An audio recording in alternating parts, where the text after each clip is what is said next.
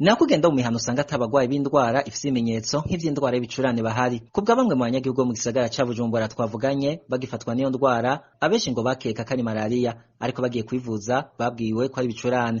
Uyu numwe mu banyagihugu bo mu gisagara ca Bujumbura. Hari indwara yateye ibicurane ahantu hose, nta n'umwe udasanga yirwaye, imbeho nyinshi, ishushe cane, akaguma ameneka n'umutwe kandi akaguma yumva atoneka n'umubiri wose. Tuzi ko ari Covid, nta na kimwe turamenya.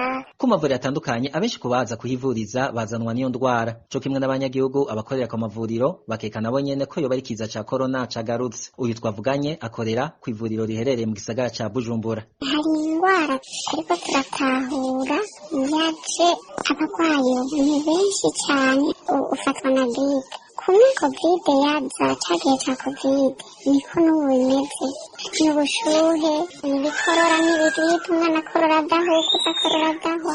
Ahubwo turiko turagira amakenga ko ushobora kuba ari Covid. N'ibibazo. Gushika aya mango ntaco abanyagihugu barashikirizwa n'ubushikiranganji bw'amagara y'abantu nubwo kurwanya sida kuri iyo ndwara imaze iminsi yibonekeza. Mu ruganda rwa RPA ntiturashobora kuronka abaramutswa ubwo bushikiranganji kugira bagire ico bashikirije.